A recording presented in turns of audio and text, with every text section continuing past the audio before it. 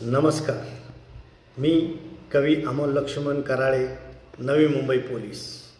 मी आपणासमोर आज एक सुंदरशी कविता सादर करणार आहे, ज्या कवितेचं नाव आहे मजुरांचा तांडा.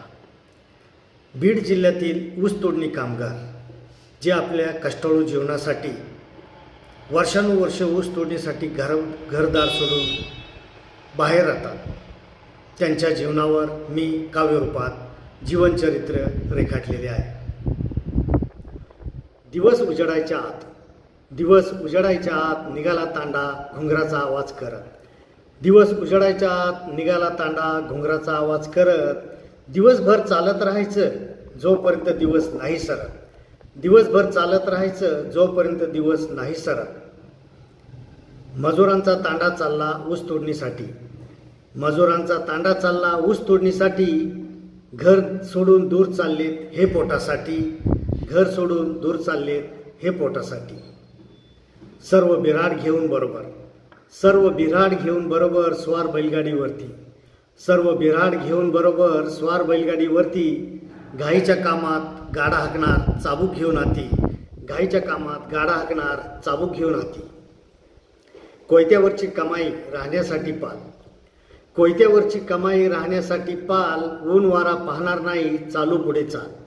कोयत्यावरची कमाई राहण्यासाठी पाल. ऊन वारा पाहणार नाही चालू पुढे चाल. पोटाची भूक पाण्यावर निभावून नेणार वेळ. कष्टाळू जीवनाचा यांच्या असाच चालणार खेळ. कष्टाळू जीवनाचा यांच्या असाच चालणार खेळ. अस्ताला गेलेला सूर्य पाहून मुक्काम रस्त्याच्या कडेला. अस्ताला गेलेला सूर्य पाहून मुक्काम रस्त्याच्या कडेला.